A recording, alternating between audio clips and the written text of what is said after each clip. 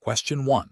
Consider a global electronics manufacturer, Volt Tech, whose supply chain is heavily reliant on specialized microprocessors sourced from a single region, experiencing increasing geopolitical instability.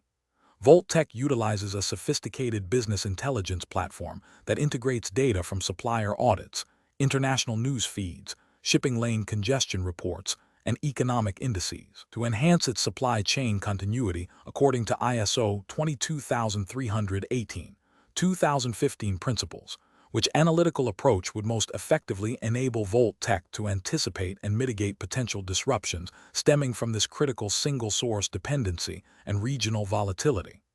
Option A. Establishing a robust communication protocol with the sole supplier to receive direct updates on any operational changes or potential issues.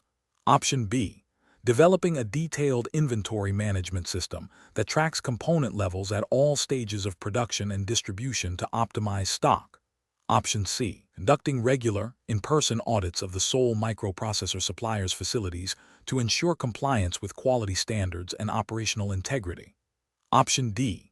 Implementing a multi-factor predictive risk scoring model that correlates geopolitical indicators, supplier financial health, and transportation network reliability to forecast the probability and impact of supply interruptions. The correct answer is D.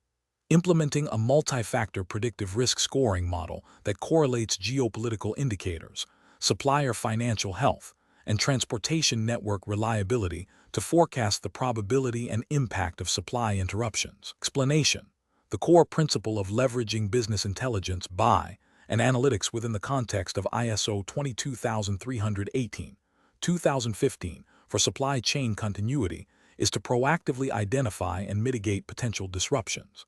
This involves analyzing diverse data streams from across the supply chain, not just internal performance metrics. Key data sources include supplier performance, geopolitical risk indicators, weather patterns, economic forecasts, and even social media sentiment related to critical raw materials or transportation hubs. By applying advanced analytical techniques such as predictive modeling, anomaly detection, and scenario simulation, organizations can move beyond reactive responses to disruptions. For instance, a sudden spike in raw material prices combined with a reported labor dispute at a key port, identified through BI dashboards, could trigger an automated alert for contingency plan activation.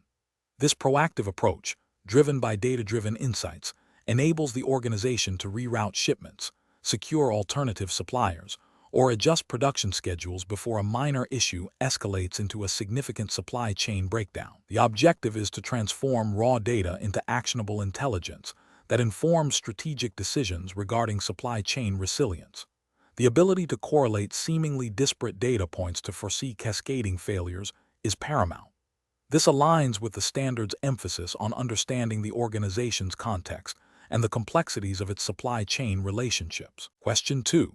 Consider a multinational electronics manufacturer, Ethelred Electronics, operating across diverse geopolitical regions and subject to varying national regulations concerning critical infrastructure protection and data sovereignty. Ethelred is in the process of developing its overarching supply chain continuity policy, aiming for compliance with ISO 22318-2015. Which of the following elements, when incorporated into the policy, would most effectively demonstrate a proactive and comprehensive approach to ensuring operational resilience across its global supply chain, considering potential disruptions ranging from natural disasters to cyber attacks and regulatory changes? Option A. Delegating all supply chain continuity responsibilities to individual suppliers without establishing any overarching organizational policy or internal oversight mechanisms for their continuity efforts. Option B. Emphasizing the development of a single, centralized business continuity plan that dictates all recovery actions across all global subsidiaries, irrespective of local operational nuances or regulatory compliance requirements. Option C. Primarily focusing on the financial implications of supply chain disruptions and establishing a budget for reactive recovery efforts, with minimal emphasis on proactive risk mitigation or the development of detailed operational continuity plans. Option D. Explicitly defining the scope and objectives of the policy, detailing the process for identifying critical supply chain functions, establishing clear lines of authority and responsibility for continuity management, outlining risk assessment methodologies, and mandating the development and regular testing of business continuity plans tailored to specific regional threats and regulatory environments. The correct answer is D.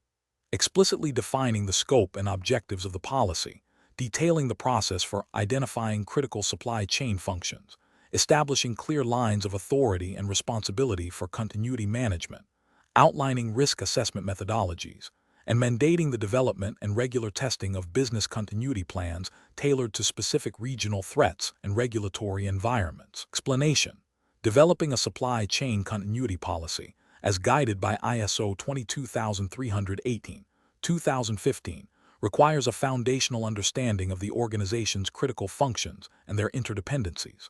The policy's primary objective is to ensure that essential business operations can continue or resume within acceptable timeframes following a disruptive event. This involves identifying key stakeholders, defining roles and responsibilities for continuity management, and establishing clear communication protocols. A crucial element is the integration of risk assessment findings, which inform the selection of appropriate mitigation and response strategies. Furthermore, the policy must outline the process for developing, implementing, and maintaining business continuity plans, BCP, that address specific scenarios and operational resilience needs. Regular review and testing of these plans are essential to validate their effectiveness and ensure alignment with evolving organizational objectives and the dynamic threat landscape. The policy should also consider relevant legal and regulatory obligations, such as data protection laws or industry-specific compliance requirements that might impact continuity efforts. Ultimately, a robust supply chain continuity policy acts as the overarching framework that guides all continuity activities, fostering an organizational culture of preparedness and resilience across the entire supply chain. Question 3. Pharma Corp, a producer of vital medicines, relies on a single, specialized supplier located in a politically volatile region for a critical active pharmaceutical ingredient, API. Recent geopolitical shifts have heightened concerns about potential supply chain disruptions. To bolster its continuity of supply, as advocated by ISO 22318/2015, what strategic approach would most effectively address the inherent risk of this single-source dependency and enhance overall supply chain resilience? Option A. Investing in research and development to find alternative, less specialized APIs that can be sourced from a wider range of suppliers. Option B. Establishing partnerships with multiple geographically dispersed suppliers for the same critical API. Option C. Increasing the buffer stock of the critical API to cover a longer operational period during a disruption. Option D. Implementing a robust crisis communication plan to manage stakeholder expectations during a potential supply interruption. The correct answer is B. Establishing partnerships with multiple geographically dispersed suppliers for the same critical API. Explanation: ISO 22318/2015, focusing on supply chain continuity, emphasizes building resilience through various strategies. Redundancy and diversification are key pillars in achieving this. Redundancy involves having backup or duplicate resources, processes, or suppliers to ensure continuity if a primary element fails. Diversification, on the other hand, spreads risk by utilizing multiple, distinct options for critical functions, thereby reducing reliance on any single point of failure. Consider a scenario where a critical component for a pharmaceutical manufacturer, Pharma Co., is exclusively sourced from a single supplier in a region prone to geopolitical instability. This poses a significant risk to Pharma Co.'s supply chain continuity. To mitigate this, Pharma Co. could implement a strategy that involves establishing relationships with multiple suppliers for the same component, preferably located in different geographical regions with varying risk profiles. This is an example of diversification. Furthermore, Pharma Co. might decide to hold a larger buffer stock of this critical component. This buffer stock acts as a form of redundancy, allowing operations to continue for a specified period even if the primary supply chain is disrupted. The decision on the optimal level of buffer stock would depend on factors such as the lead time of the component, the cost of holding inventory, and the acceptable downtime for production. The question asks to identify the most effective strategy for enhancing supply chain continuity in the face of a single-source dependency, considering the principles of redundancy and diversification, as outlined in ISO 22318, 2015. Diversifying the supplier base for the critical component by engaging with multiple suppliers in different geographic locations directly addresses the single-source dependency by spreading the risk. This approach aligns with the core tenets of diversification, which aim to reduce vulnerability by avoiding concentration of critical resources or dependencies, while holding buffer stock. Redundancy can provide short-term relief during a disruption. It does not fundamentally alter the underlying risk of a single point of failure in the supply chain itself. Therefore, diversifying the supplier base is the more strategic and comprehensive approach to building long-term supply chain continuity in this context. Question 4. Following a significant disruption where a key supplier in the semiconductor industry failed to meet delivery commitments due to an unforeseen regional environmental regulation impacting their manufacturing processes, what corrective action planning approach best aligns with the principles of ISO 22318, 2015 for enhancing supply chain continuity? Option A. Developing a contingency plan that outlines immediate alternative shipping routes and communication protocols for future disruptions, without explicitly addressing the root cause of the supplier's regulatory noncompliance. Option B. Implementing a requirement for all critical suppliers to provide detailed documentation of their compliance with relevant regional environmental regulations, and establishing a proactive audit schedule for key suppliers to verify ongoing adherence. Option C. Conducting a post-incident review solely focused on the contractual obligations of the defaulting supplier and initiating legal proceedings to recover losses incurred due to the delivery failure. Option D. Immediately sourcing an alternative supplier for the affected components and updating the internal inventory management system to reflect a higher buffer stock for all semiconductor inputs. The correct answer is B. Implementing a requirement for all critical suppliers to provide detailed documentation of their compliance with relevant regional environmental regulations and establishing a proactive audit schedule for key suppliers to verify ongoing adherence. Explanation: ISO 22318-2015, specifically in the context of corrective action planning following a supply chain disruption, emphasizes a systematic approach to prevent recurrence. When a significant disruption impacts the continuity of a supply chain, the organization must not only address the immediate consequences, but also identify the root causes and implement measures to mitigate future risks. Clause 7.2. 3 of ISO 22318, 2015, concerning the review of incidents and exercises, mandates that organizations should analyze the effectiveness of their response and recovery strategies. This analysis should lead to the identification of deficiencies and opportunities for improvement. Corrective actions are then developed to address these identified issues. The process involves defining the corrective action, assigning responsibility for its implementation, setting a timeline, and establishing a method for verifying its effectiveness.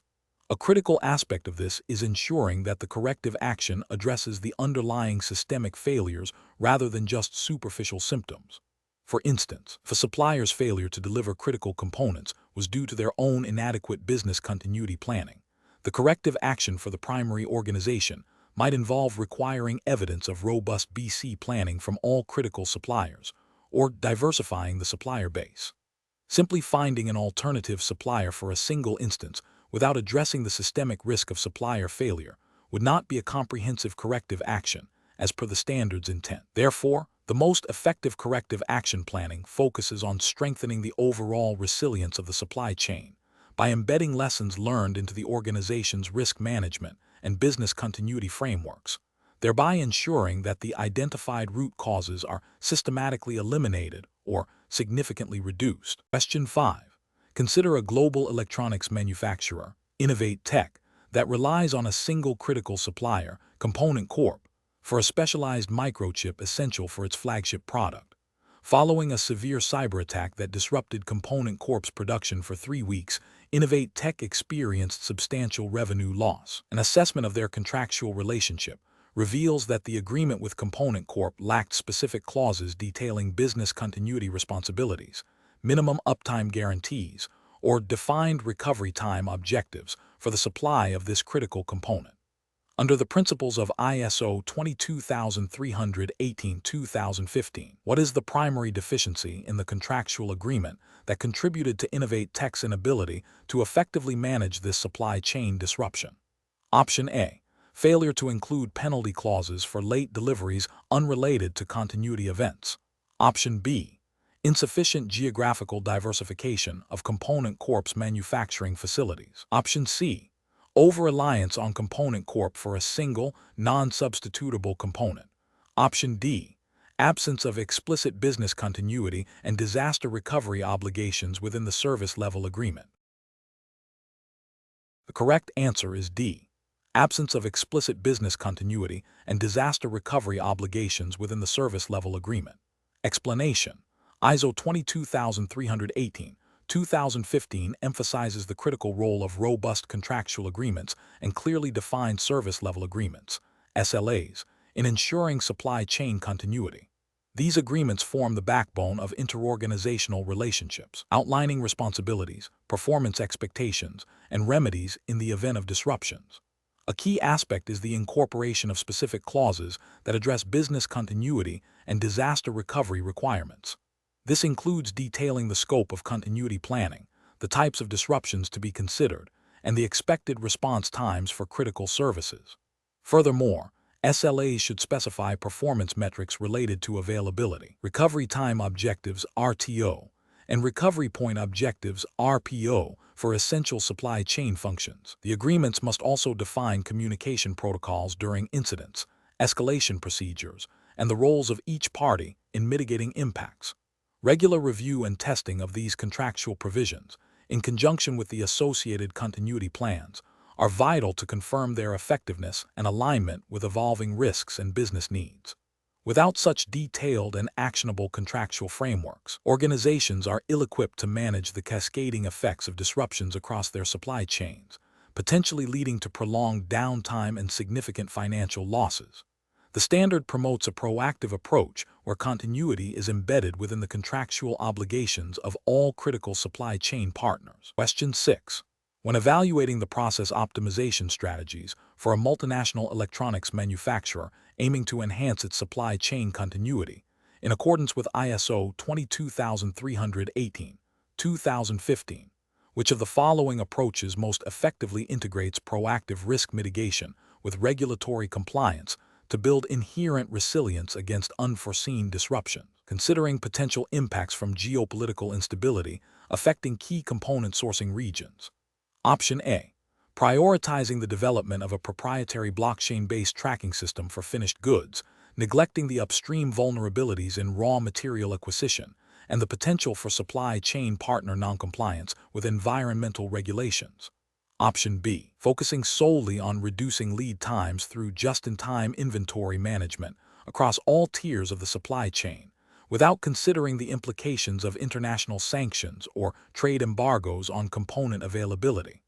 Option C: consolidating all raw material procurement with a single, low-cost supplier identified through extensive market analysis, while deferring any investments in advanced logistics tracking until a disruption actually occurs.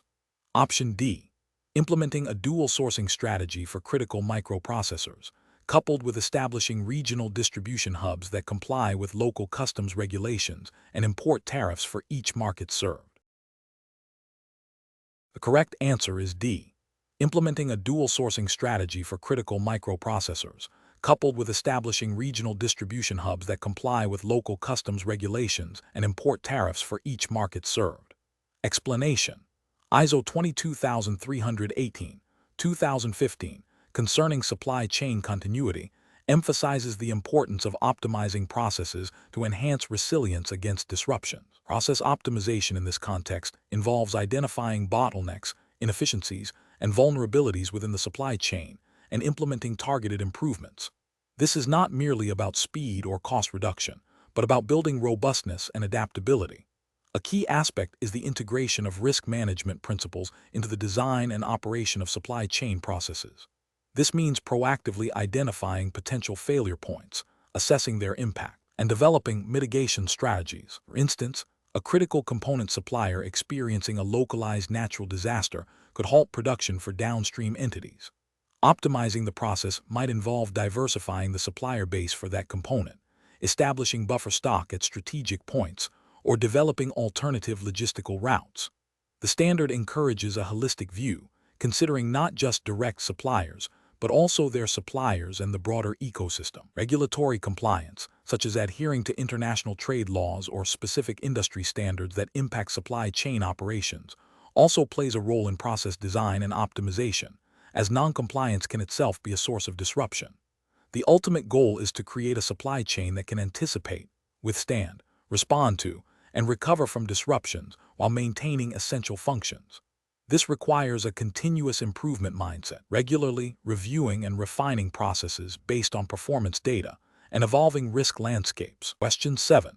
Considering the iterative framework of business continuity management as outlined in ISO 22318-2015, which phase is most accurately characterized by the systematic appraisal of identified critical business functions' potential disruption and the likelihood of associated threats materializing, thereby informing the selection of appropriate continuity strategies? Option A. Establishment of organizational resilience objectives. Option B. Evaluation of identified threats and vulnerabilities. Option C. Review and refinement of existing continuity plans. Option D. Development of incident response protocols. The correct answer is B. Evaluation of identified threats and vulnerabilities. Explanation. The Business Continuity Management (BCM) lifecycle, as conceptualized in standards like ISO 22318-2015, is an iterative process designed to build and maintain organizational resilience. This lifecycle typically comprises several distinct phases. The initial phase involves understanding the organization and its context, including its objectives, stakeholders, and the complex interdependencies within its supply chain. This is followed by a phase of business impact analysis, BIA, and risk assessment, RA, to identify critical business functions, their dependencies, and the potential threats and vulnerabilities that could disrupt them. Based on the findings of the BIA and RA, strategies are developed to ensure continuity. These strategies are then implemented through the creation of robust business continuity plans, BCP. Crucially, the life cycle mandates regular testing and exercising of these plans to validate their effectiveness and identify areas for improvement.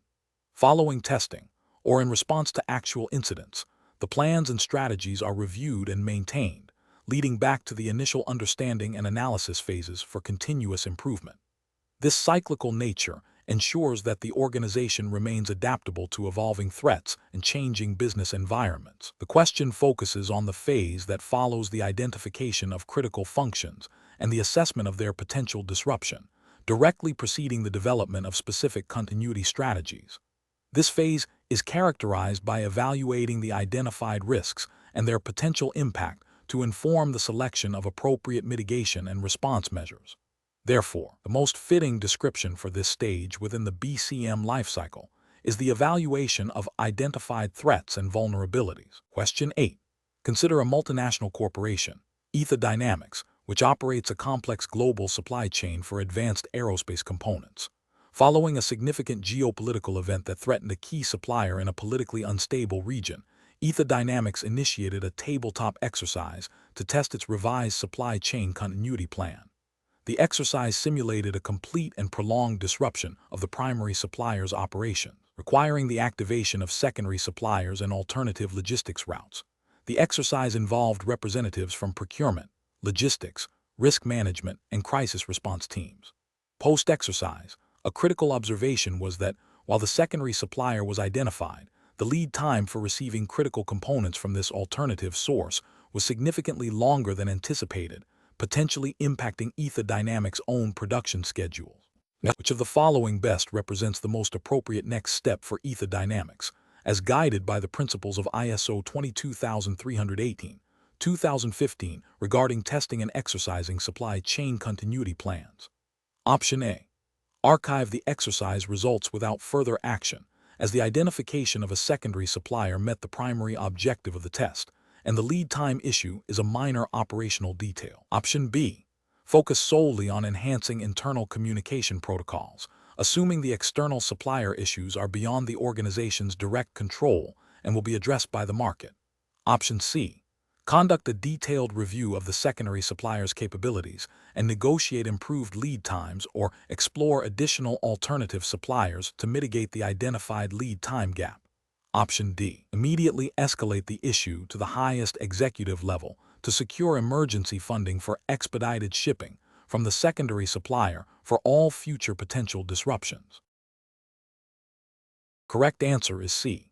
Conduct a detailed review of the secondary supplier's capabilities and negotiate improved lead times or explore additional alternative suppliers to mitigate the identified lead time gap. Explanation.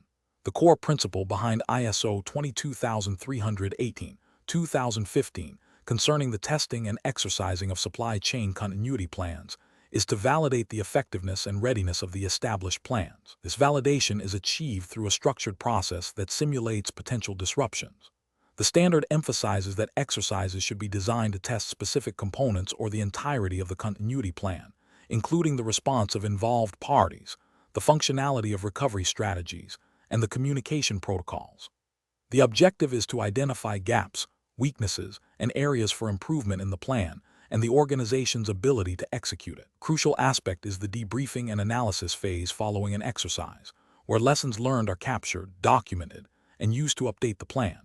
This iterative process ensures that the supply chain continuity arrangements remain relevant and robust against evolving threats and vulnerabilities. The effectiveness of testing is measured not just by the successful execution of a simulated scenario, but by the actionable insights gained to enhance resilience.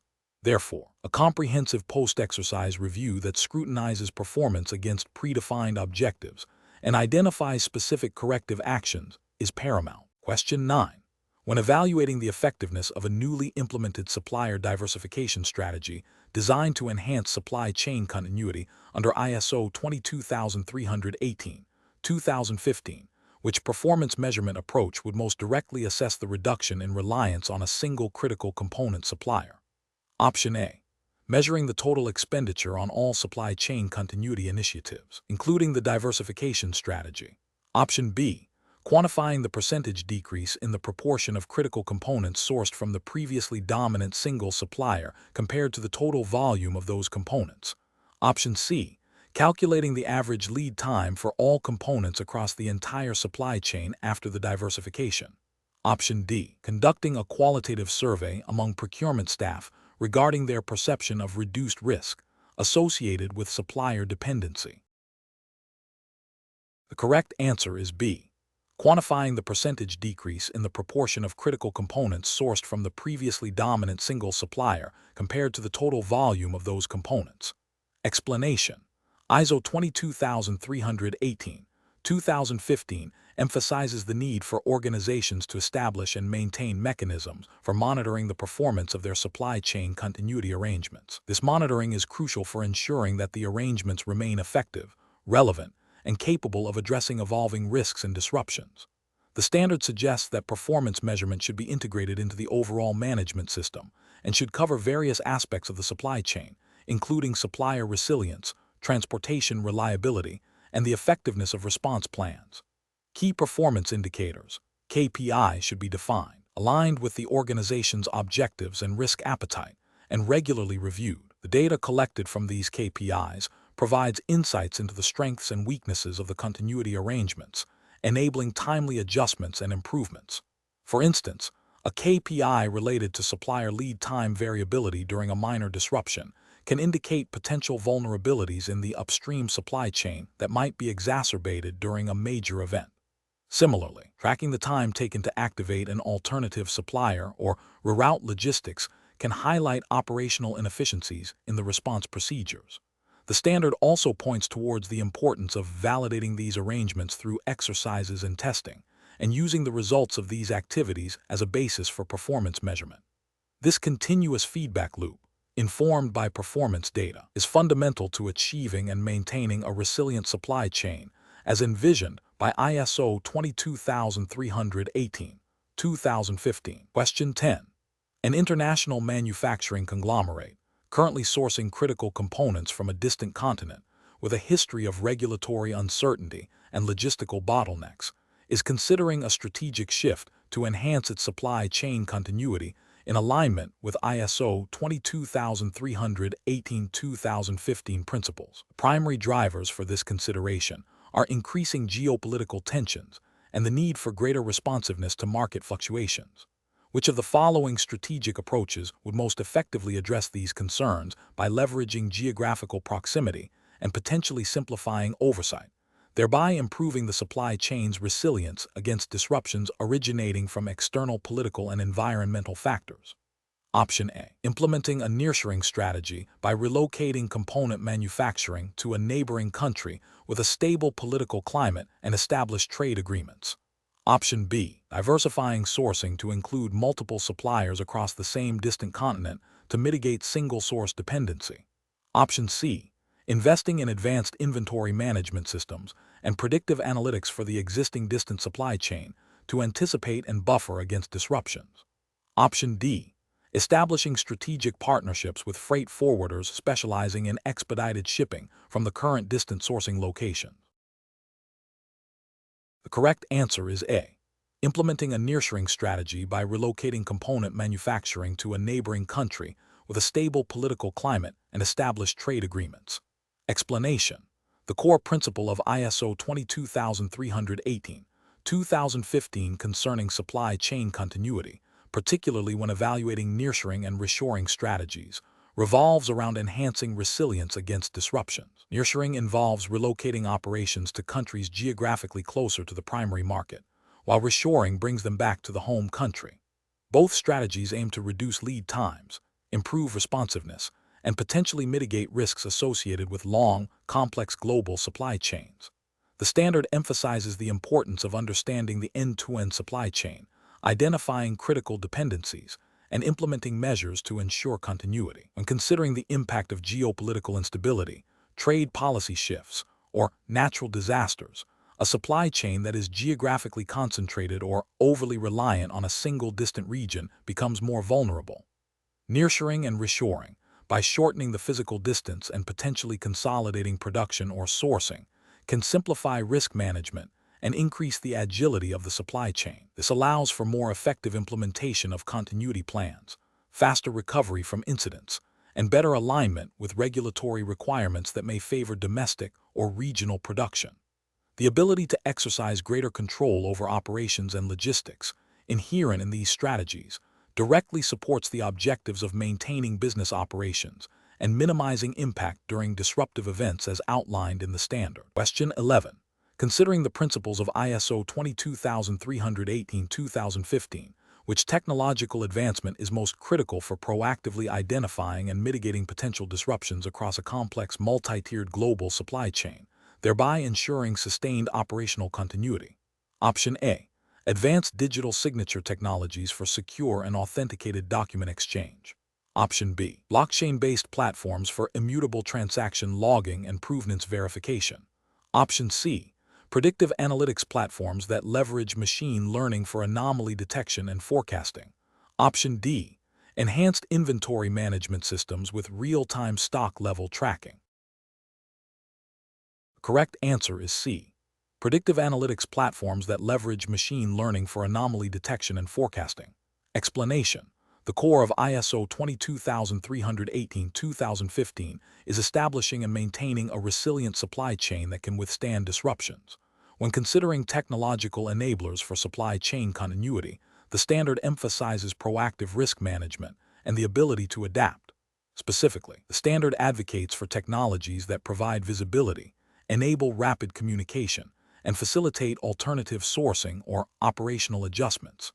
Predictive analytics, when properly integrated into supply chain management systems, allows organizations to anticipate potential disruptions by analyzing historical data, real-time sensor information, and external factors such as geopolitical events or weather patterns. This foresight enables the implementation of preemptive mitigation strategies, thereby reducing the impact of unforeseen events. The ability to forecast demand fluctuations or potential supplier failures.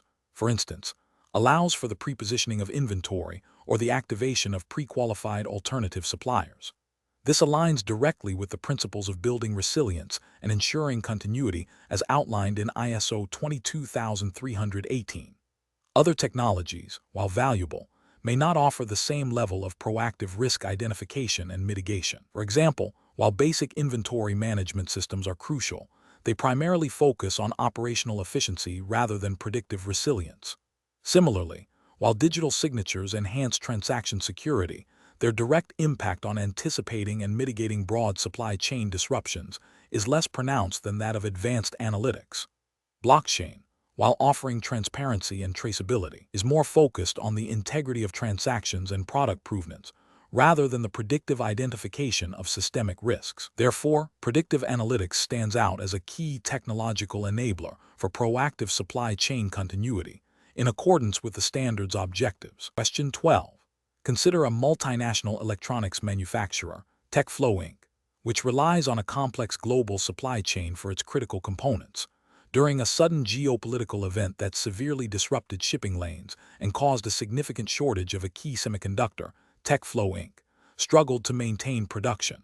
An internal review revealed that while various teams were aware of the disruption, there was ambiguity regarding who was ultimately responsible for initiating alternative sourcing strategies and communicating the revised production schedules to downstream partners.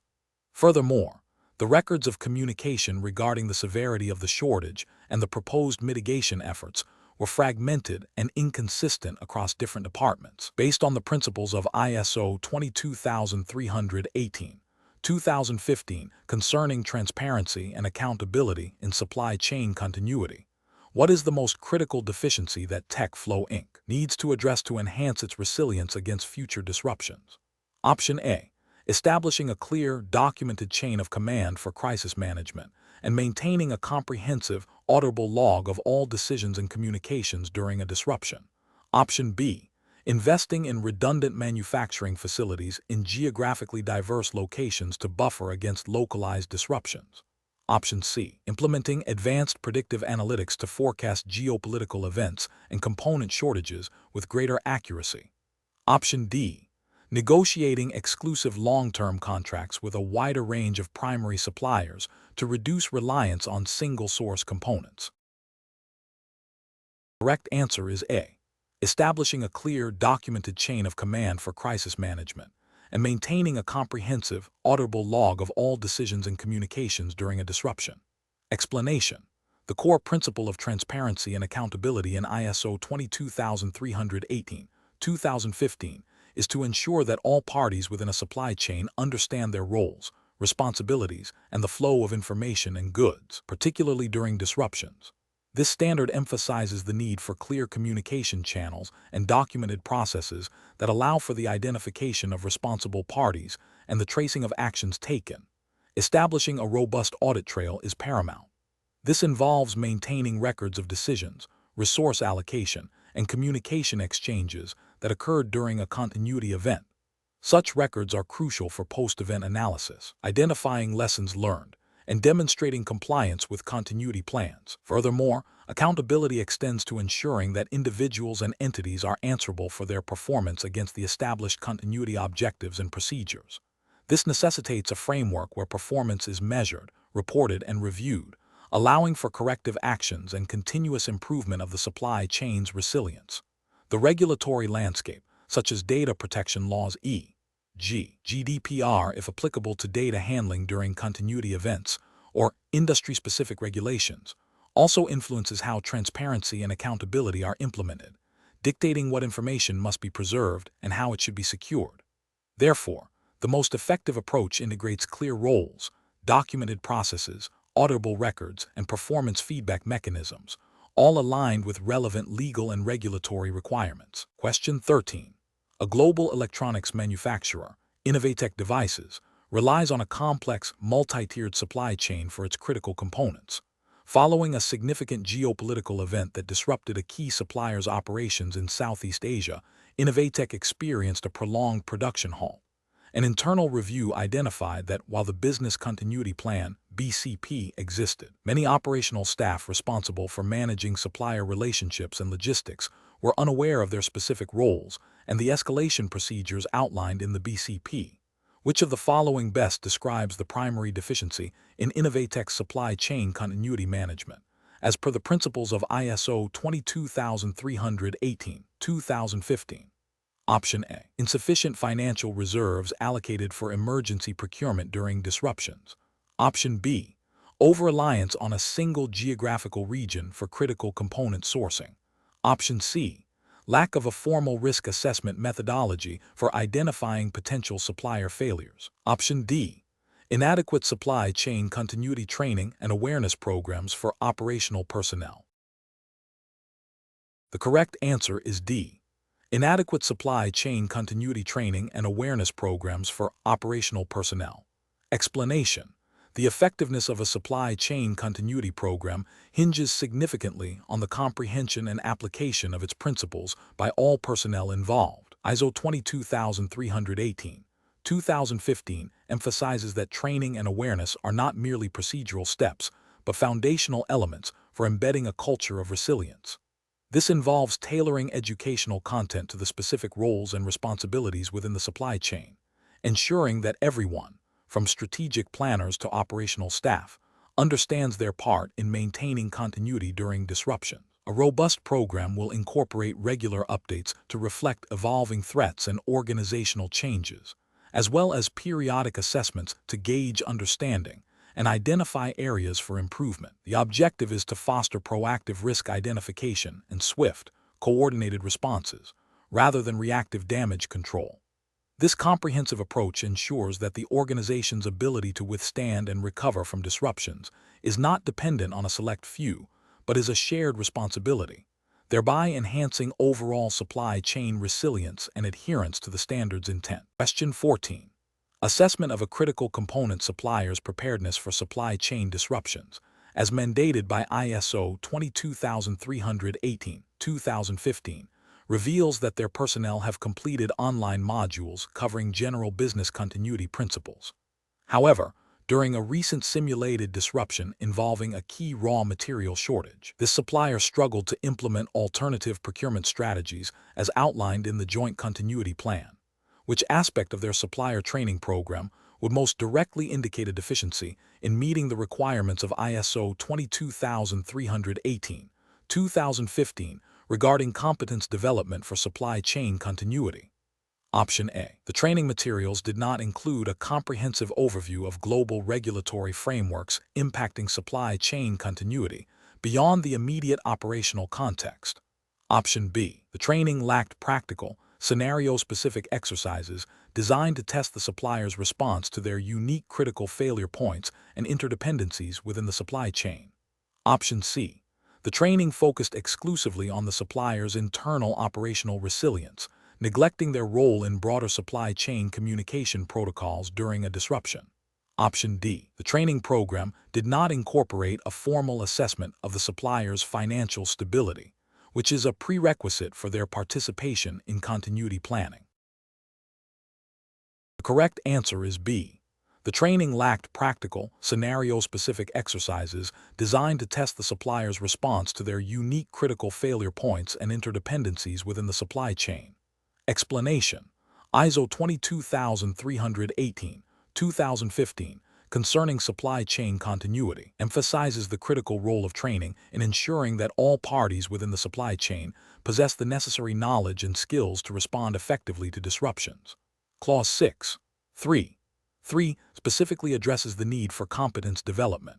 When evaluating supplier training programs for alignment with ISO 22318-2015, the focus should be on the program's ability to equip suppliers with the practical understanding of their role in the continuity plan, including specific procedures for communication, alternative sourcing, and operational adjustments during a crisis. The effectiveness is measured by the supplier's demonstrated ability to execute these responsibilities, not merely by the completion of generic awareness sessions.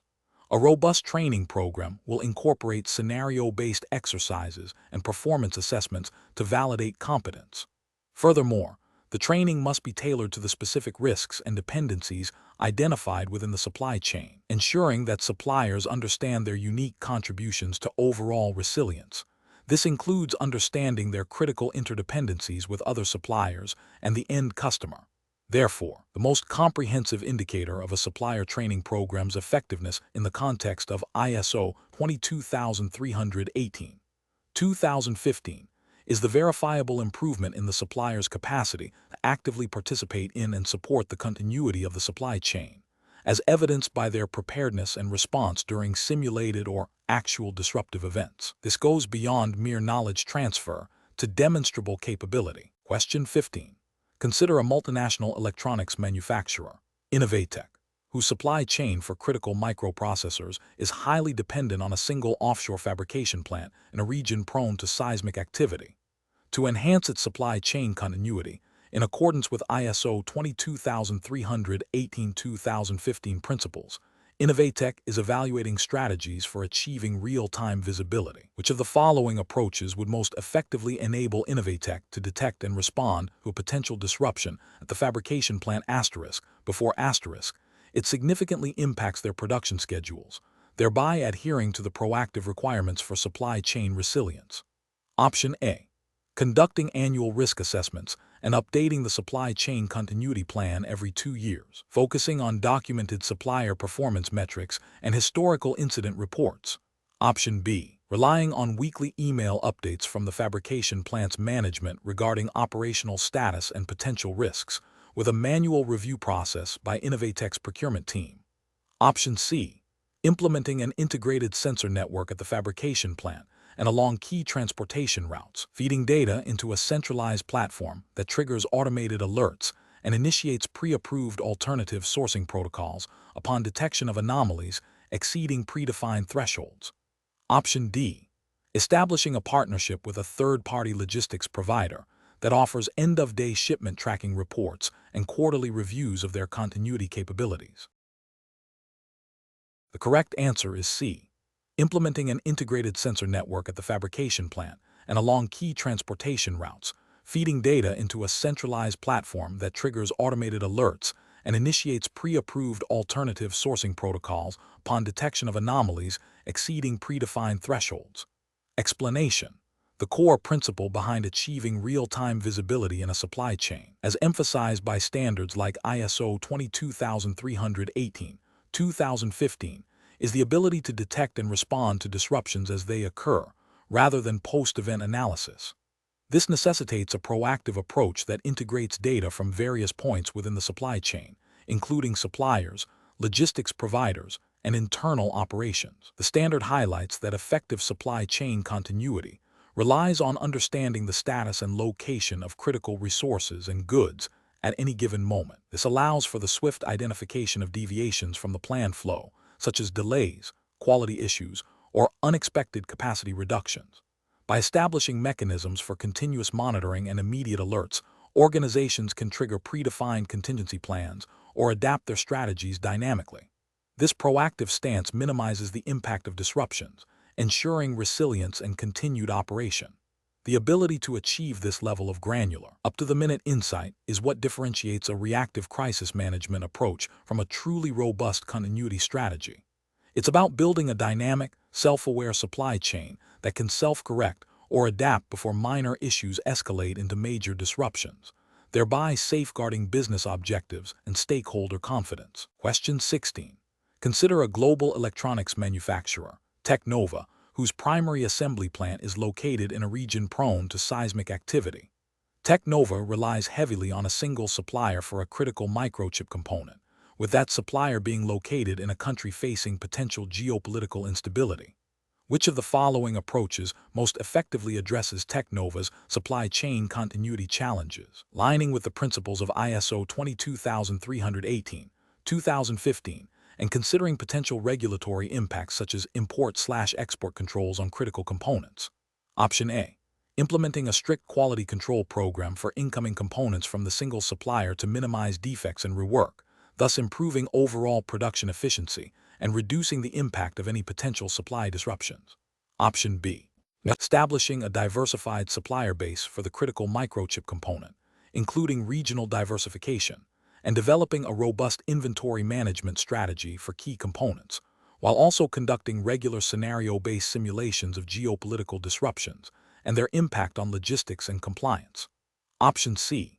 Investing in advanced automation at the primary assembly plant to reduce reliance on manual labor, thereby mitigating risks associated with potential labor disputes or natural disasters affecting the workforce. Option D. Focusing on building strong relationships with the single microchip supplier through long-term contracts and preferential treatment, ensuring priority access to components during times of scarcity. The correct answer is B.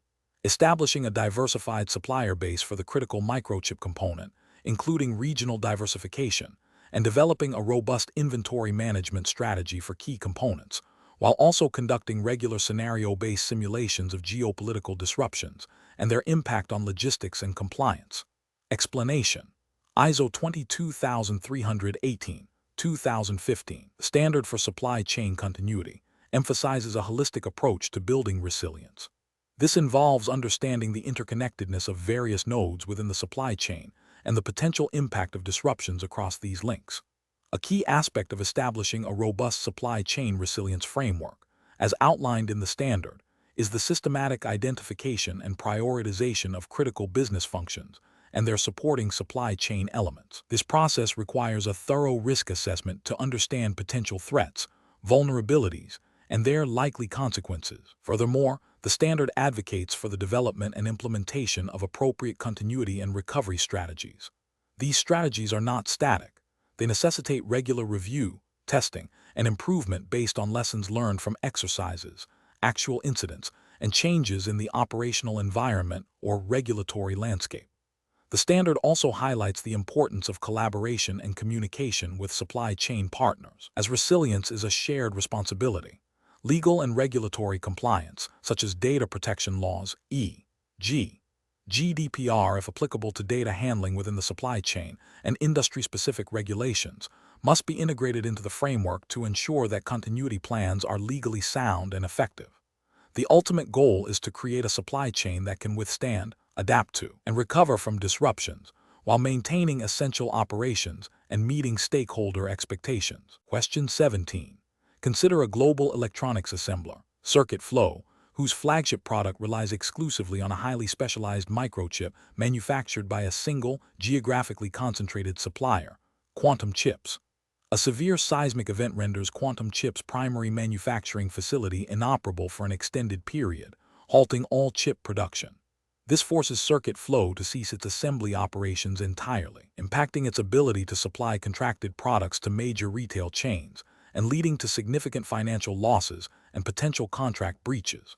Which of the following best characterizes the relationship between Circuit Flow and Quantum Chips in this specific instance, as it pertains to supply chain continuity planning, according to the principles of ISO 22318, 2015?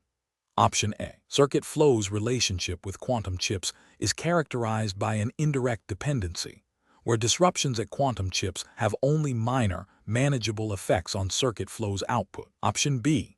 Circuit Flow demonstrates a reciprocal dependency on Quantum Chips, where both entities equally rely on each other for continued business operations. Option C.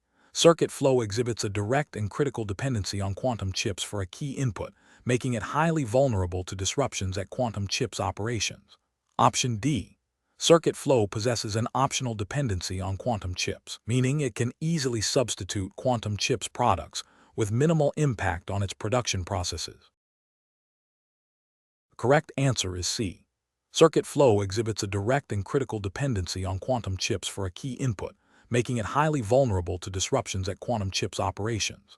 Explanation: the core of ISO 22318, 2015 is to establish and maintain a resilient supply chain that can withstand disruptions. Understanding the interconnectedness and dependencies within a supply chain is paramount to achieving this. When a critical component supplier, such as a specialized microchip manufacturer for a global electronics assembler, experiences a prolonged operational shutdown due to a natural disaster, the impact cascades through the entire chain. The assembler relies on these chips for their primary product line. Without them, production halts. This cessation of production, directly affects downstream distributors and retailers, who depend on a steady supply for their own operations and sales. Furthermore, the assembler's ability to fulfill contracts with its major clients is jeopardized, potentially leading to significant financial penalties and reputational damage. The scenario highlights a direct, single point of failure dependency, where the disruption at one node, the chip supplier, has a severe, immediate, and widespread impact on all subsequent nodes in the supply chain. This type of dependency analysis, identifying critical suppliers and understanding the consequences of their failure, is a foundational element of supply chain continuity planning as outlined in ISO 22318. It informs the development of mitigation strategies such as identifying alternative suppliers, increasing inventory levels for critical components, or developing contingency manufacturing capabilities. The prompt asks to identify the most accurate description of the relationship between the electronics assembler and the microchip supplier in this context. The relationship described is one of direct and critical dependency, where the assembler's ability to function is contingent upon the consistent supply of a vital component from a single source. This is not a reciprocal dependency, nor is it a minor or indirect one. It is a fundamental reliance that, if broken, incapacitates the assembler's core operations. Question 18. Consider a scenario where a critical Tier 2 supplier of specialized electronic components for an automotive manufacturer experiences a prolonged shutdown due to a cyber attack, significantly impacting the manufacturer's production lines. According to the principles outlined in ISO 22318/2015, for supply chain continuity and process improvement, which of the following actions would represent the most effective and systematic approach to enhance future resilience following this incident? Option A. Focus solely on strengthening the manufacturer's internal cybersecurity measures to prevent similar direct attacks on its own systems, assuming the supplier's issues are an isolated external problem. Option B. Increase inventory levels for all critical components across the supply chain as a primary mitigation strategy, without necessarily investigating the specific vulnerabilities that led to the Tier 2 supplier's disruption. Option C. Conduct a thorough post-incident review to identify the root cause of the supplier's vulnerability, assess the effectiveness of the manufacturer's incident response, and integrate lessons learned into updated supply chain risk assessments and continuity plans, including exploring supplier diversification strategies. Option D.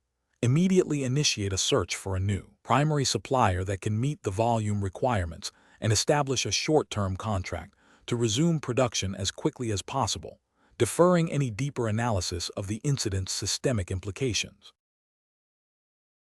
The correct answer is C. Conduct a thorough post-incident review to identify the root cause of the supplier's vulnerability, assess the effectiveness of the manufacturer's incident response, and integrate lessons learned into updated supply chain risk assessments and continuity plans, including exploring supplier diversification strategies. Explanation: ISO 22318/2015, specifically in the context of supply chain continuity and process improvement, emphasizes a structured approach to enhancing resilience. When a supply chain experiences an unexpected disruption, such as a critical component supplier ceasing operations due to a natural disaster, the organization must activate its business continuity plan. A key element of process improvement within this framework involves post-incident analysis. This analysis aims to identify weaknesses in the existing continuity arrangements and to implement corrective actions.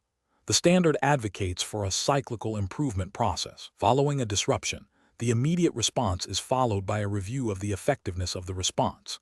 This review should not only focus on the immediate recovery, but also on how the incident itself could have been prevented or mitigated through proactive measures. Identifying the root cause of the supplier's failure, understanding the cascade effect on the organization's operations, and assessing the adequacy of the contingency plans are crucial steps. Based on this assessment, improvements are then integrated into the business continuity management system. For instance, if the disruption revealed a lack of alternative supplier diversification, the improvement action would be to identify and qualify secondary or tertiary suppliers. Similarly, if communication protocols during the crisis were found to be inefficient, these would be revised. The standard promotes learning from incidents to build a more robust and adaptable supply chain. Therefore, the most effective approach to process improvement following such an event is to systematically analyze the incident, identify root causes and lessons learned, and then embed these learnings into updated continuity plans and operational procedures. This iterative refinement ensures that the supply chain becomes progressively more resilient to future disruptions. Question 19. Consider a multinational corporation whose primary logistics hub in Southeast Asia experiences a sudden and severe cyber attack, crippling its inventory management and distribution systems. This incident directly impacts delivery schedules for critical medical supplies to several European countries, potentially violating contractual obligations and international health regulations. Which of the following actions, when implemented by the corporation, would most effectively align with the reputation management objectives outlined in ISO 22318-2015 for maintaining supply chain continuity during such a crisis? Option A.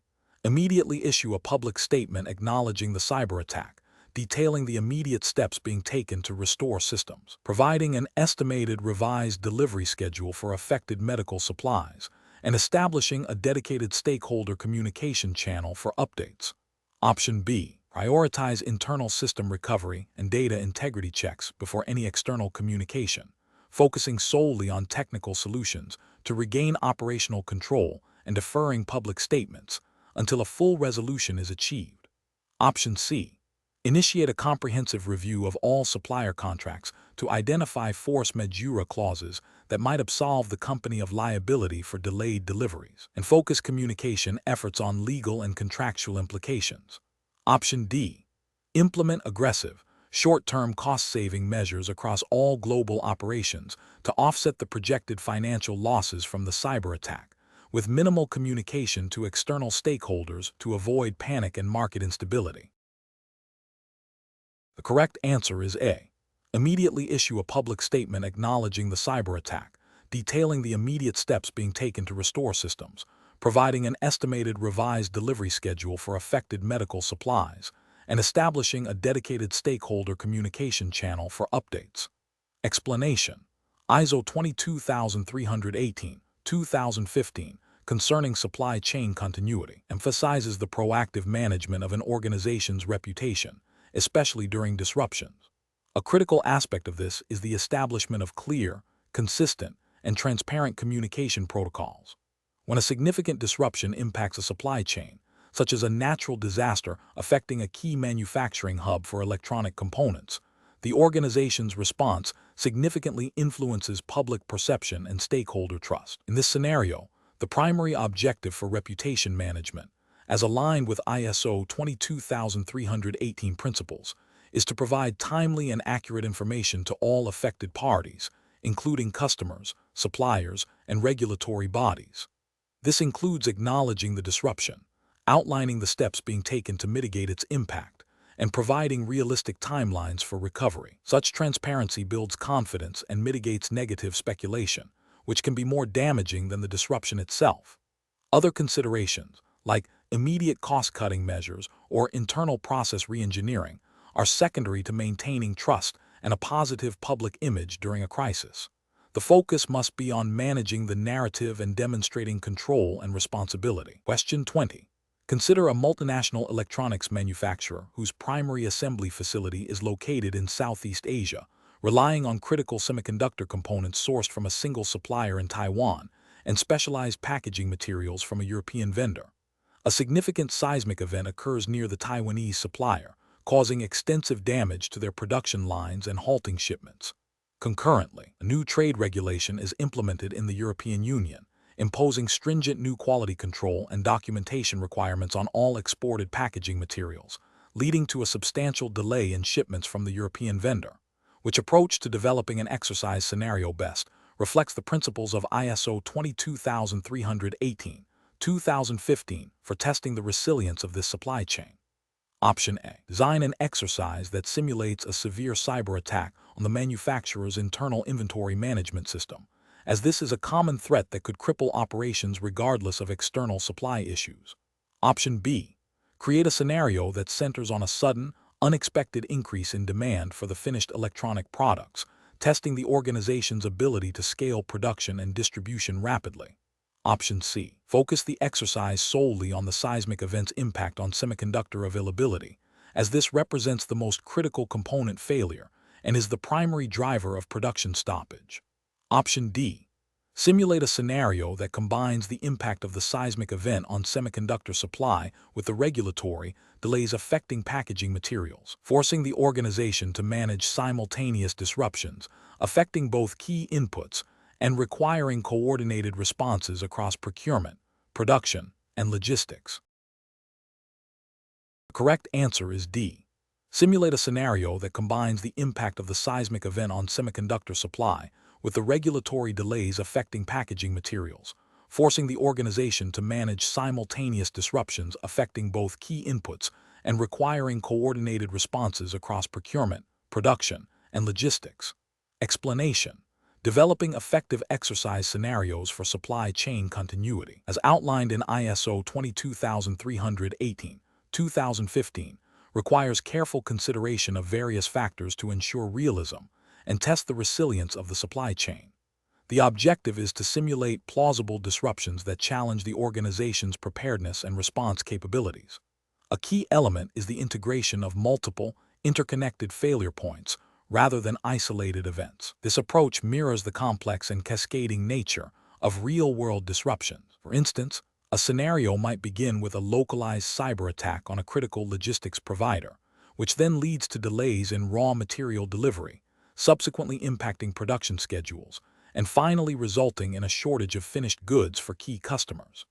This type of multifaceted scenario allows for the evaluation of communication protocols, decision-making processes under pressure, and the effectiveness of various mitigation and recovery strategies across different tiers of the supply chain.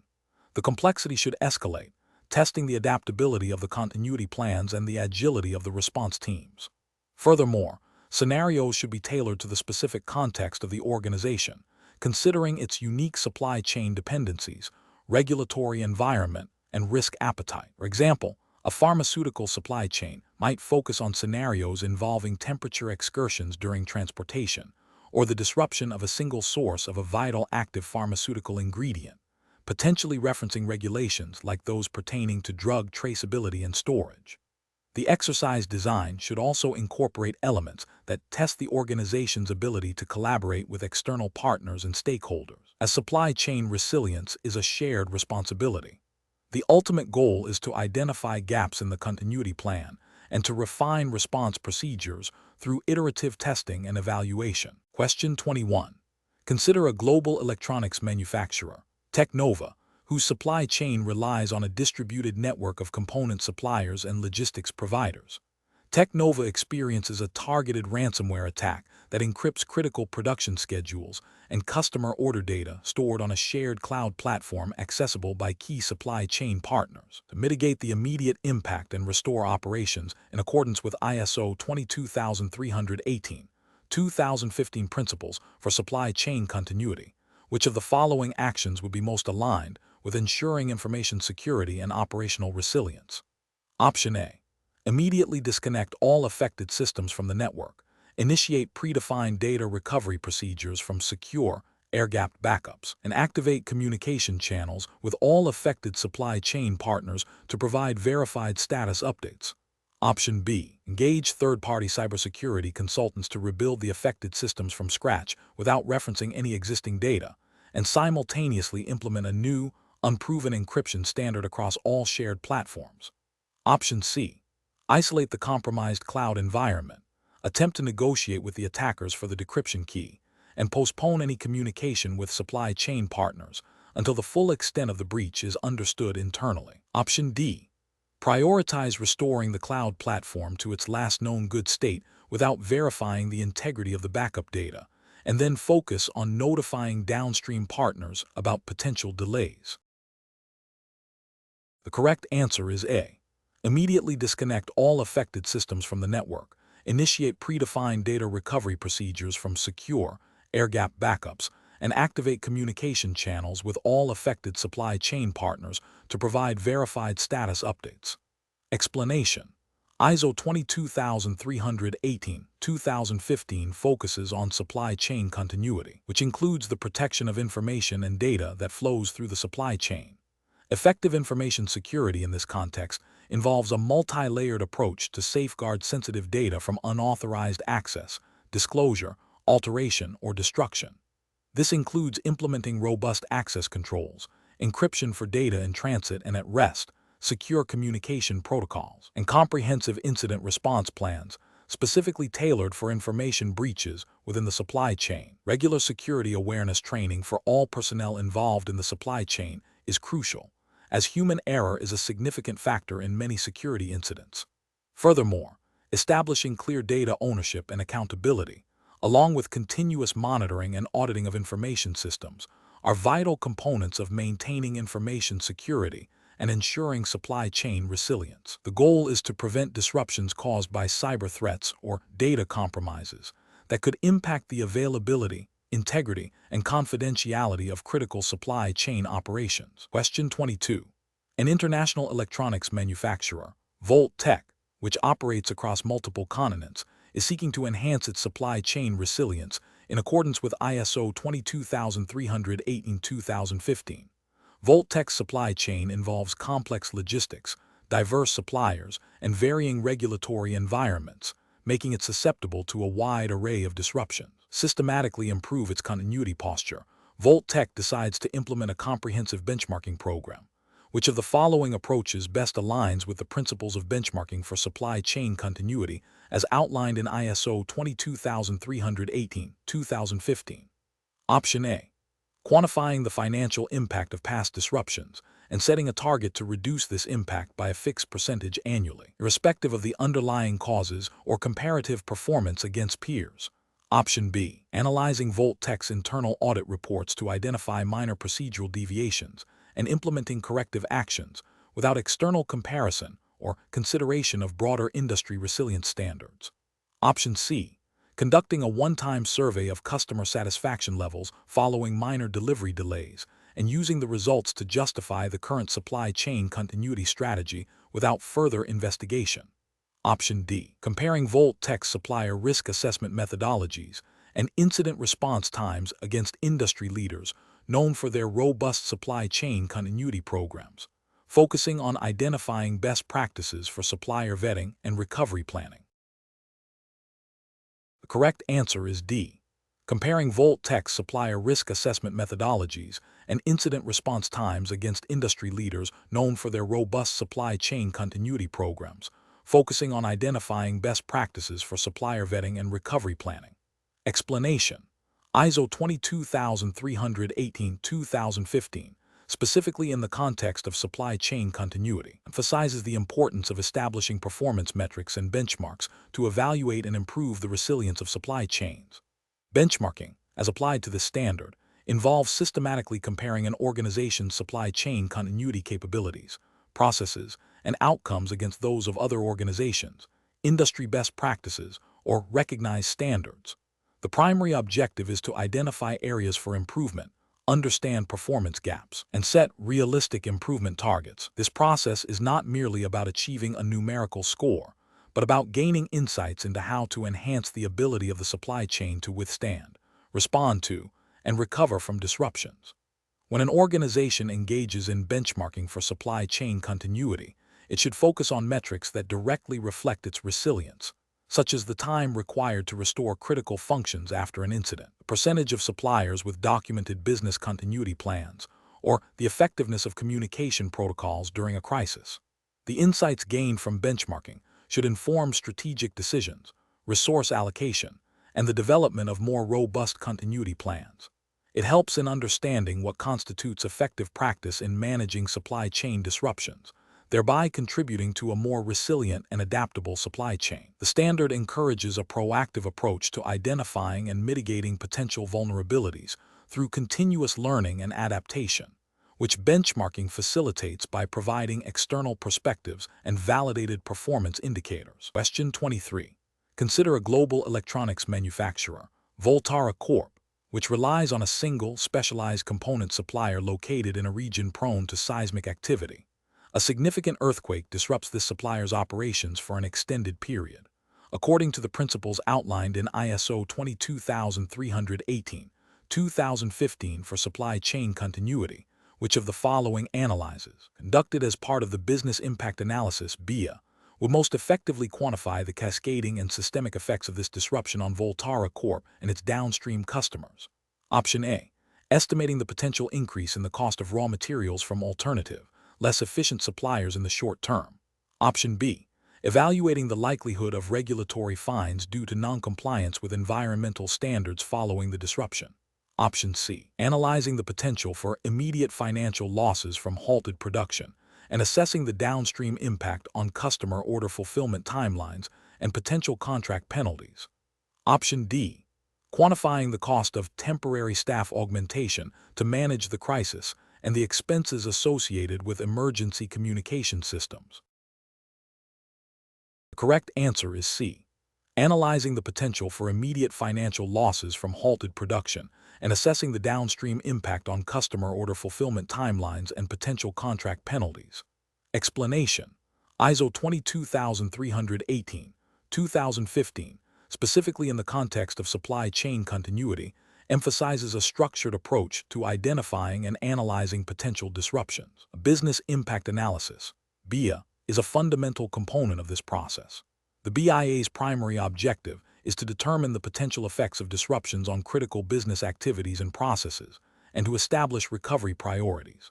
When assessing the impact of a disruption on a supply chain, it is crucial to consider not just direct financial losses, but also the cascading effects across interconnected entities and the potential for reputational damage. The standard advocates for a comprehensive evaluation that includes quantitative measures, such as lost revenue and increased operational costs, as well as qualitative impacts, such as customer dissatisfaction and loss of market share.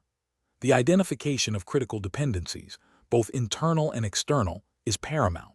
For instance, a disruption at a single key supplier could halt production for multiple downstream manufacturers, illustrating a significant impact that extends beyond the immediate supplier. Furthermore, the BIA must consider the time horizon over which impacts become unacceptable, often referred to as the maximum tolerable period of disruption, MTPD. Understanding these impacts helps in prioritizing resources and developing appropriate mitigation and recovery strategies, aligning with the overall goal of maintaining supply chain resilience. Question 24. Consider a scenario where a Category 5 hurricane causes widespread destruction to a critical coastal port and its surrounding transportation infrastructure, significantly disrupting the inbound flow of essential raw materials for a multinational electronics manufacturer. According to the principles outlined in ISO 22318, 2015, for managing supply chain continuity during extreme weather events, what is the most effective initial strategic response to maintain operational continuity for manufacturing? Option A. Immediately activate pre-established alternative inbound logistics routes to a secondary port, utilizing diversified and pre-vetted third-party logistics providers for overland transport to manufacturing facilities. Option B. Temporarily halt all production at the affected manufacturing facilities until the primary port and its associated infrastructure are fully restored to operational capacity. Option C. Dispatch an internal crisis management team to the affected port city to assess damage and establish direct communication with port authorities for an estimated reopening timeline. Option D. Initiate a comprehensive review of all supplier contracts to identify force majeure clauses that may excuse performance due to the extreme weather event. The correct answer is A. Immediately activate pre-established alternative inbound logistics routes to a secondary port, utilizing diversified and pre-vetted third-party logistics providers for overland transport to manufacturing facilities. Explanation: ISO 22318, 2015, specifically in the context of supply chain continuity and extreme weather events, emphasizes the proactive identification and mitigation of risks. When considering the cascading effects of a severe hurricane impacting a major port city, a key aspect of supply chain continuity planning is the establishment of prearranged alternative logistics routes and diversified supplier bases. This is not merely about having a backup plan, but about integrating these alternatives into the operational framework. For instance, if the primary port is rendered inoperable due to flooding and infrastructure damage, the ability to seamlessly reroute inbound raw materials to a secondary, less affected port, and subsequently to manufacturing facilities via pre-negotiated trucking agreements, demonstrates effective continuity. This requires a thorough understanding of the dependencies within the supply chain, from transportation nodes to critical component suppliers, and ensuring that these dependencies are not solely reliant on single points of failure.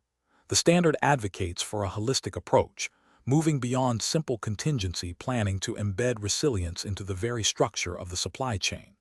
This includes regular testing of these alternative arrangements and updating them based on evolving environmental and geopolitical factors, ensuring that the supply chain can absorb and recover from disruptions with minimal impact on business operation and customer service. Question 25. Consider a global electronics manufacturer whose primary communication network, vital for coordinating with component suppliers and distribution centers, is rendered inoperable due to a sophisticated, nation-state-sponsored cyber attack. According to the principles outlined in ISO 22318/2015 for establishing resilient communication channels within a supply chain, what would be the most effective immediate strategy to ensure continued operational communication with critical partners? Option A. Immediately activate a predefined, redundant satellite communication system for all essential partner notifications and operational directives. Option B. Rely on publicly available social media platforms to disseminate critical updates and request responses from key supply chain entities. Option C. Initiate a phased approach by first attempting to restore the primary network before exploring alternative communication methods. Option D. Mandate that all personnel revert to personal mobile devices for communication, assuming network availability. The correct answer is A. Immediately activate a predefined, redundant satellite communication system for all essential partner notifications and operational directives.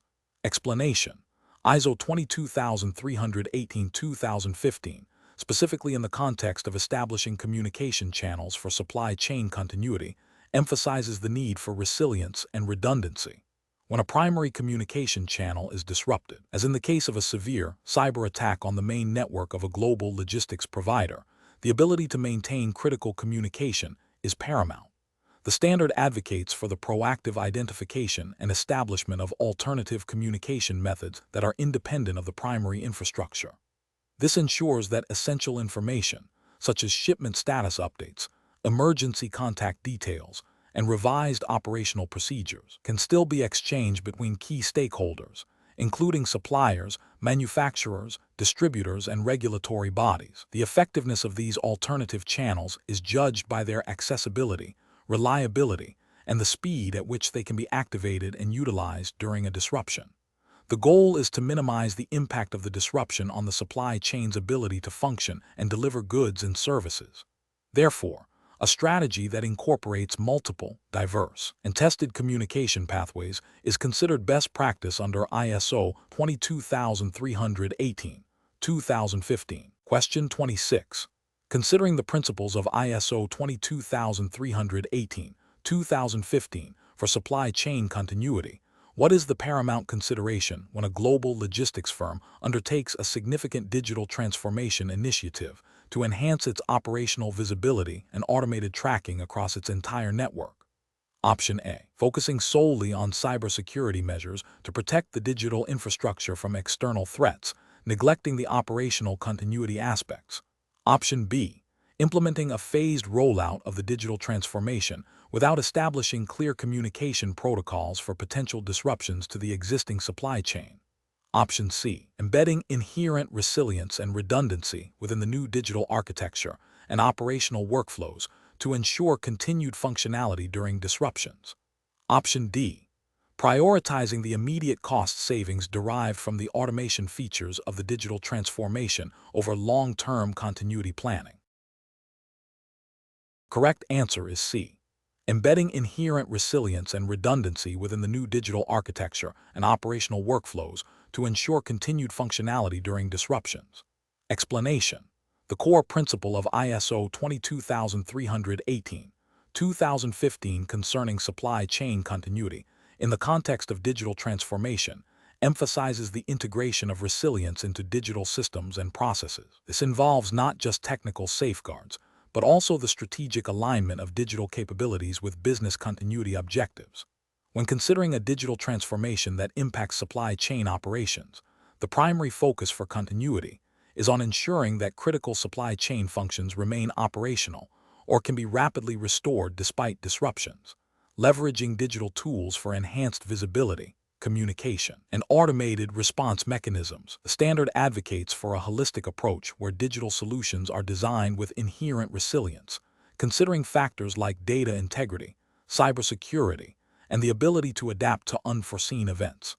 Therefore, the most effective approach to ensuring supply chain continuity during such a transformation is to embed resilience into the very architecture and operational design of the new digital systems, ensuring that they actively support continuity rather than merely being a new channel for potential disruptions.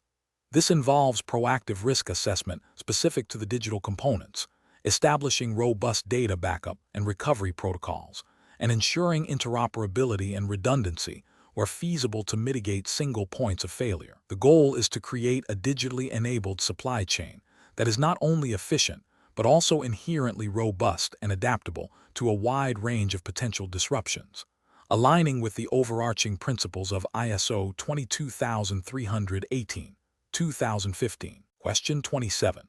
Consider a global electronics manufacturer whose primary assembly plant in Southeast Asia is rendered inoperable due to an unprecedented monsoon season, disrupting the supply of critical components and finished goods. The company has limited reserve inventory and faces a dilemma regarding its distribution. One region, heavily reliant on the company's medical diagnostic devices, is experiencing a surge in a novel respiratory illness, while another region, a major market for consumer electronics, is facing significant economic downturn due to the same weather event. Which ethical framework, when applied to the distribution of the limited available inventory, best aligns with the principles of supply chain continuity and responsible crisis management, as implicitly supported by standards like ISO 22318-2015? Option A. Prioritizing distribution to the region with the highest potential for immediate economic recovery and future market growth, thereby maximizing the company's long-term financial stability to support future continuity efforts. Option B. Distributing inventory equally among all affected regions to ensure fairness, regardless of the specific nature of the impact or the criticalness of the products in each region. Option C. Focusing distribution on regions where the company has the strongest contractual obligations and highest profit margins, to uphold existing business commitments and investor expectations. Option D. Allocating inventory based on a needs-based assessment that considers the severity of impact on human health and well-being, ensuring that regions with critical life-saving needs receive priority over those with economic or consumer-based demands. The correct answer is A. Prioritizing distribution to the region with the highest potential for immediate economic recovery and future market growth, thereby maximizing the company's long-term financial stability to support future continuity efforts. Explanation: the core of supply chain continuity planning, as guided by standards like ISO 22318-2015, involves not just operational resilience, but also ethical considerations, particularly when disruptions impact vulnerable populations or when recovery efforts involve difficult choices. When a severe disruption, such as a natural disaster, impacts a global supply chain, organizations must balance the need for rapid restoration of essential goods with ethical obligations to affected communities and stakeholders. Prioritizing the allocation of scarce resources, like medical supplies or critical components, requires a framework that goes beyond purely economic or efficiency-based decision-making. This framework should incorporate principles of fairness, equity, and respect for human dignity. For instance, if a pharmaceutical company's sole manufacturing facility is destroyed, a decision must be made regarding the allocation of remaining inventory. An ethically sound approach would involve considering the severity of need in different regions, the vulnerability of the population served by those regions, and the potential for long-term harm if certain areas are neglected. This aligns with the broader principles of responsible business conduct and corporate social responsibility, which are implicitly supported by the need for robust and sustainable continuity plans. The principle of do no harm and the imperative to support those most in need, even at a potential short-term cost to broader market share or immediate profit, are crucial. This involves transparent communication with all stakeholders about the challenges and the decision-making process, ensuring that the recovery efforts do not exacerbate existing inequalities or create new ones. The ethical dimension is about ensuring that the pursuit of continuity does not compromise fundamental human values or create undue hardship for those already suffering from the disruption. Question 28. A multinational electronics manufacturer, Lumina Tech, relies heavily on a single, specialized microchip supplier located in a region prone to seismic activity. Lumina Tech's business continuity plan, guided by ISO 22318-2015 principles, aims to enhance supply chain resilience. Considering the principles of redundancy and diversification, which strategic approach would most effectively address the identified single point of failure risk, while aligning with the standard's emphasis on maintaining operational continuity and managing risk? Option A. Investing in advanced inventory management systems to hold a significantly larger buffer stock of the microchips, anticipating potential disruptions without seeking alternative suppliers. Option B. Shifting production of the affected electronic devices to a different product line that does not require the specialized microchip, thereby eliminating the reliance on that specific supply chain. Option C. Negotiating a long-term exclusive contract with the current microchip supplier, ensuring priority allocation during any potential shortages, and offering them financial incentives for enhanced security measures.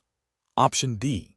Establishing a secondary, geographically distant manufacturing facility for the critical microchip, capable of producing 50% of the current demand, and simultaneously diversifying the sourcing of a less critical component to a new supplier in a different continent.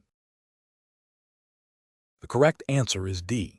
Establishing a secondary, geographically distant manufacturing facility for the critical microchip, capable of producing 50% of the current demand, and simultaneously diversifying the sourcing of a less critical component to a new supplier in a different continent.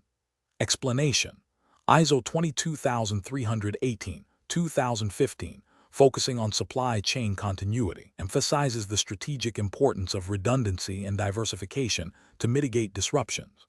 Redundancy involves having backup resources or processes in place, such as multiple suppliers for critical components or alternative transportation routes.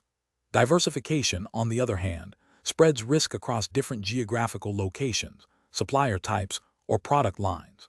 When considering the implementation of these strategies, a key consideration is the balance between the cost of maintaining these redundancies and diversifications, and the potential cost of a supply chain disruption. For instance, a company might have two suppliers for a vital raw material, each capable of meeting 75% of the demand.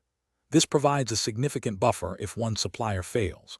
Diversification might involve sourcing the same material from different continents, reducing the impact of regional political instability or natural disasters. The effectiveness of these measures is assessed against the organization's risk appetite and the criticality of the supply chain elements.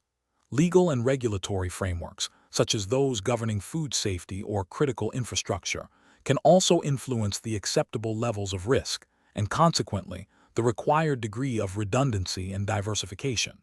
For example, regulations might mandate that critical medical supplies have multiple manufacturing sites to ensure continuous availability. The ultimate goal is to enhance resilience without incurring prohibitive operational costs. Question 29. Consider a multinational electronics manufacturer, Globotech, whose primary microchip supplier is located in a nation experiencing escalating internal civil unrest and has a history of unpredictable export controls. Globotech's business continuity team has identified this supplier as a critical vulnerability. Proactively manage this situation in alignment with ISO 22318-2015 principles. Which of the following actions represents the most direct application of a risk avoidance strategy for supply chain continuity? Option A. Implementing a robust quality control process at the supplier's facility to detect and reject substandard microchips before shipment. Option B. Negotiating a clause with the supplier for advance notification of any potential export restrictions or operational shutdowns. Option C. Establishing a secondary, geographically diverse supplier for the same microchips with contracts that prioritize Globotech in case of disruption. Option D. Increasing inventory levels of finished goods that utilize these microchips to buffer against potential supply interruptions. The correct answer is C. Establishing a secondary, geographically diverse supplier for the same microchips, with contracts that prioritize global tech in case of disruption. Explanation: ISO 22318-2015, specifically in the context of supply chain continuity and risk avoidance, emphasizes proactive measures to prevent disruptions. Risk avoidance, as a strategy within this standard, involves identifying potential threats to the supply chain and implementing controls or making decisions that eliminate the possibility of those threats materializing or significantly reduce their likelihood of impact. This is distinct from risk mitigation, which aims to reduce the severity of an impact if a risk does occur, or risk transfer, which shifts the risk to a third party. When considering a scenario where a key supplier in a politically unstable region is identified as a high-risk element due to potential trade embargoes, a risk avoidance strategy would focus on preventing the reliance on that supplier altogether. This could involve sourcing from alternative, more stable regions, or even redesigning the product to use components that are not dependent on that specific supplier's output. The goal is to remove the threat from the supply chain's operational equation. For instance, if a regulation like the Export Administration Regulations (EAR) in the United States were to impose restrictions that would directly affect a critical component from that supplier, avoiding the use of that supplier before such regulations are enacted, or by diversifying sourcing prior to the regulatory impact, exemplifies risk avoidance. The focus is on not engaging with the risk-creating scenario. Question 30. Consider a global electronics manufacturer, Lumina Tech, which relies on a complex multi-tier supply chain for its critical components. Lumina Tech has implemented continuity arrangements aligned with ISO 22318-2015, including supplier diversification and inventory buffering. During a simulated major cyber attack targeting a key component supplier in a different continent, Lumina Tech's internal continuity team initiated its response. What aspect of Lumina Tech's performance evaluation, according to the principles of ISO 22318-2015, would be most critical to assess to determine the overall effectiveness of their supply chain continuity strategy in this scenario? Option A. The total financial expenditure incurred by Lumina Tech in acquiring backup component stock prior to the simulated incident. Option B. The percentage of Lumina Tech's total supply chain mapped and documented in their risk register before the simulation commenced. Option C. The number of internal personnel who received advanced training in cybersecurity protocols during the preceding fiscal year. Option D. The correlation between the duration of the supplier's operational disruption and the actual time taken to reroute critical component orders to alternative, pre-qualified suppliers. The correct answer is D. The correlation between the duration of the supplier's operational disruption and the actual time taken to reroute critical component orders to alternative, pre-qualified suppliers. Explanation: the core principle of evaluating supply chain continuity performance under ISO 22318-2015 involves assessing the effectiveness of implemented continuity arrangements against defined objectives and potential disruption scenarios. This standard emphasizes a proactive and iterative approach to ensuring resilience. When evaluating performance, organizations must move beyond simply checking for the existence of plans. Instead, the focus should be on how well these plans function when tested, how quickly disruptions are detected and responded to, and the overall impact on critical business functions and stakeholder confidence. Key metrics often include the time to detect a disruption, the time to activate continuity measures, the duration of service interruption, the extent of data loss if applicable, and the cost incurred during and after a disruption.